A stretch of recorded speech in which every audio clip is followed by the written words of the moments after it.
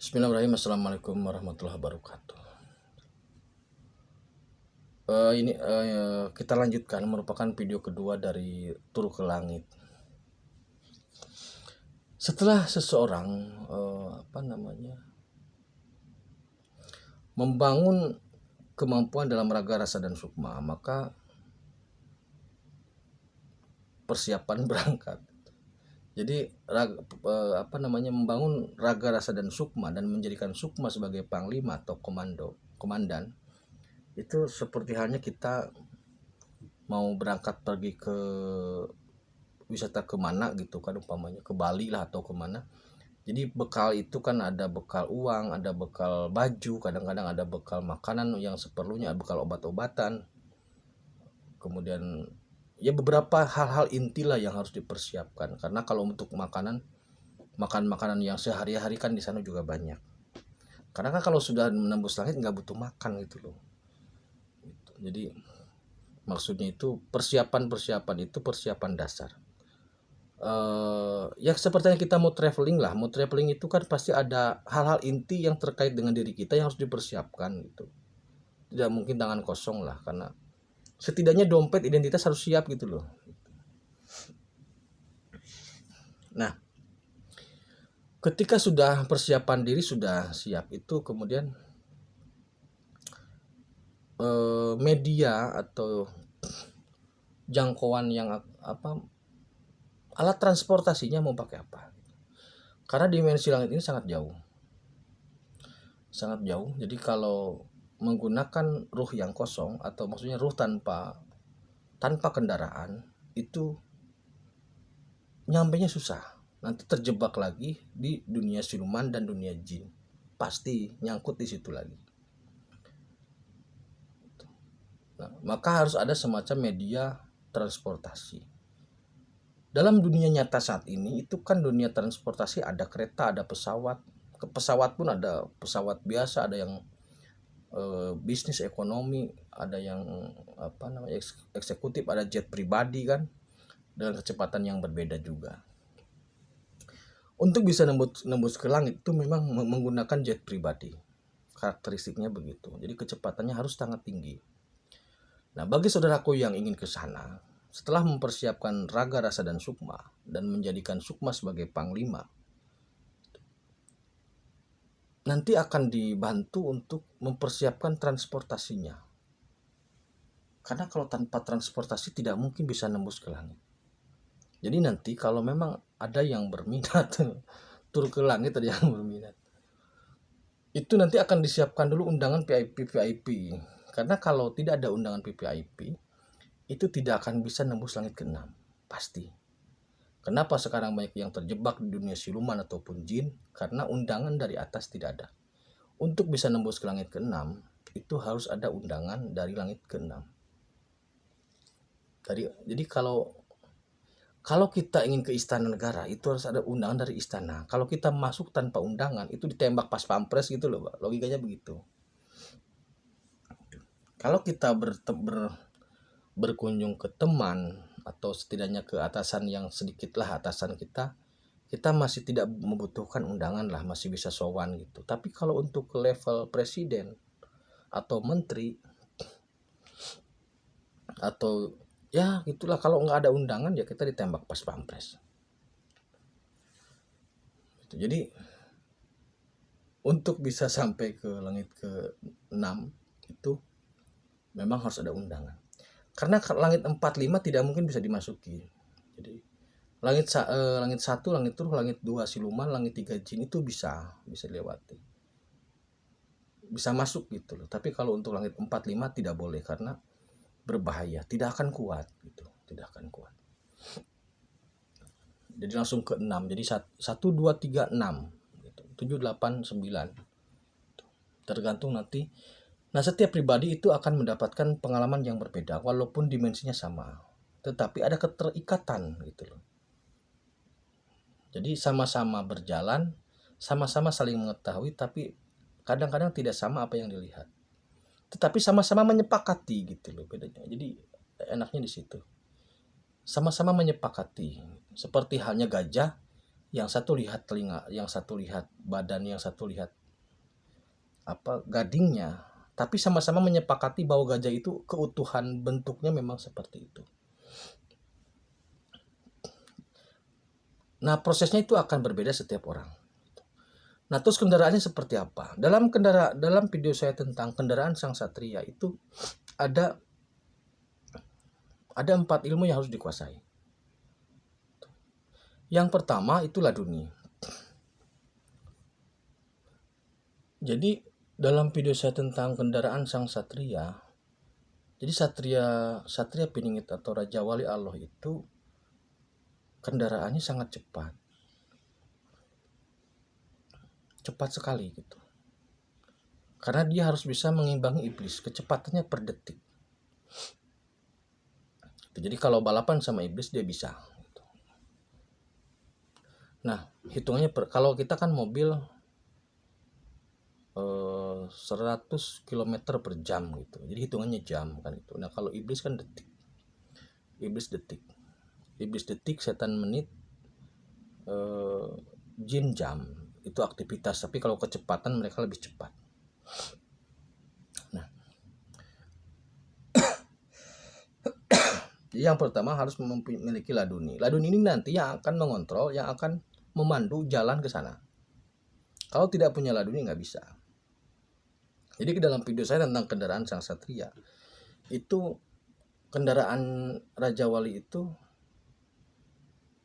navigatornya itu laduni. Kemudian bempernya itu Brajamusti, kemudian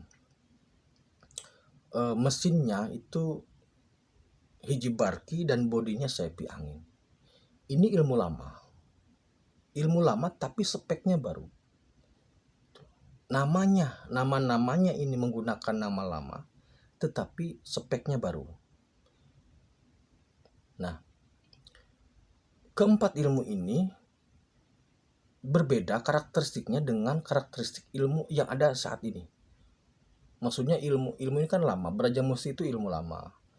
Sepi Angin ilmu lama, Hijibarki ilmu lama. Maksudnya sudah ada sejak dulu. Tetapi untuk yang dimiliki oleh SP atau Raja Wali Allah itu speknya berbeda. Kalau yang dimiliki oleh ahli-ahli kebatinan tentang Brajamusti itu speknya hanya sampai 5. Kalau yang dimiliki SP itu sudah 9. Hijibarkinya pun sama. Sepi Anginnya pun sama. Makanya SP kecepatannya bisa mengimbangi iblis. Bahkan bisa melampaui iblis. Nah, jadi nanti saudaraku kalau ingin menembus ke langit, ketika sudah mempersiapkan raga, rasa, dan sukma, dan menjadikan sukma sebagai panglima, itu harus menguasai ilmu itu dulu. Dan ilmu itu sangat murah sekarang, tidak semahal dulu.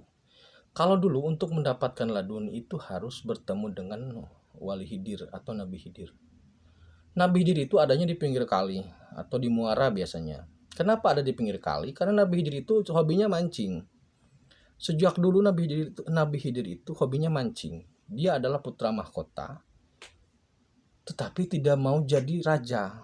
Kerjanya mancing dari dulu. Orang yang memiliki ilmu laduni hanya orang yang sudah bertemu dengan Wali Hidir dulu gitu. Jadi polanya begini. Anda bertemu Nabi Hidir, kemudian salaman, itu secara otomatis laduni dari Nabi Hidir transfer gitu loh.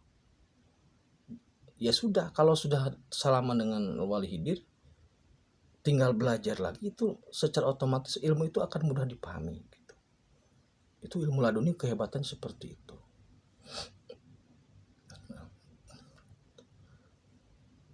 Kemudian saat ini laduni itu sudah diambil oleh SP. Jadi oleh Raja Wali Allah sudah diambil. Makanya kalau ada yang mengklaim SP, tanya dia punya laduni enggak gitu. Tanya saja. Berani enggak dia lawan Nabi Hidir atau melawan Wali Hidir untuk mengambil laduni? Kalau enggak berani, jangan mengklaim SP gitu. Sekarang SP sudah, laduni sudah ada di SP. Jadi kalau nanti saudaraku diizinkan Allah untuk bisa bertemu, itu pasti dikasih laduni. Kalau minta maksudnya, kalau minta insya Allah dikasih lah dunia. Ilmu itu murah. Kenapa murah? Bukan murahan. Kenapa murah? Karena memang Allah Maha Pemurah dan Penyayang itu. Mau apa lagi? Manusia ini mau apa lagi? Allah Maha Pemurah dan Penyayang. Kemudian Brajamusti. Brajamusti itu yang paling hebat itu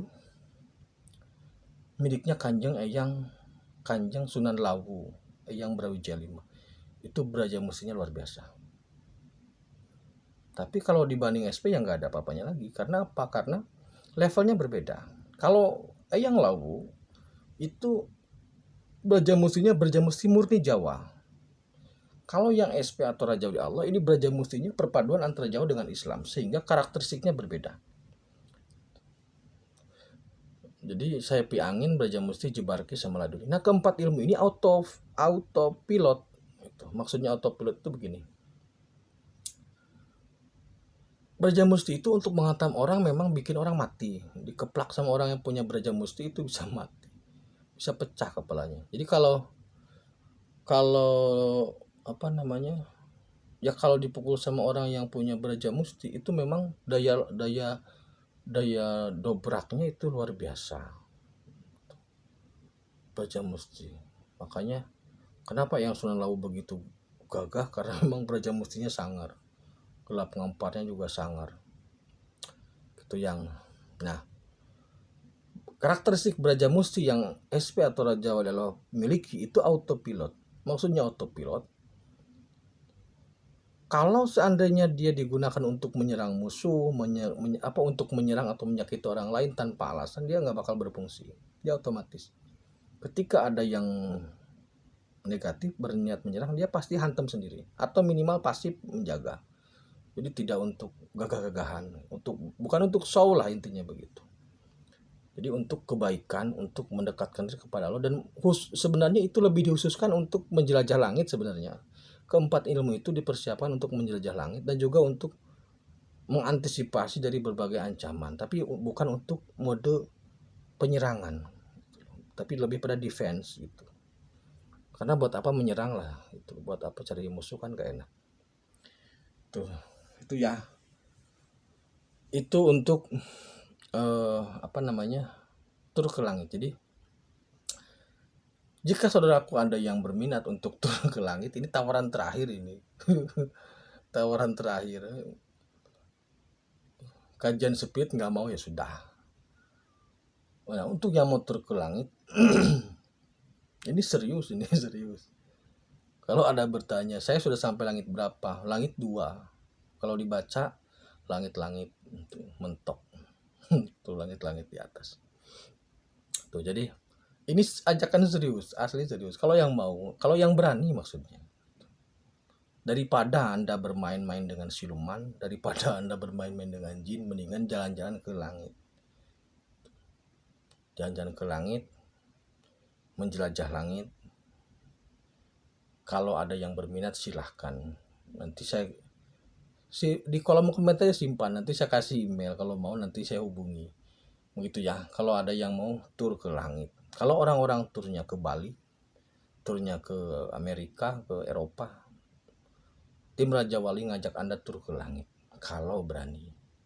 Terima kasih. Akhirul kalam. Assalamualaikum warahmatullahi wabarakatuh.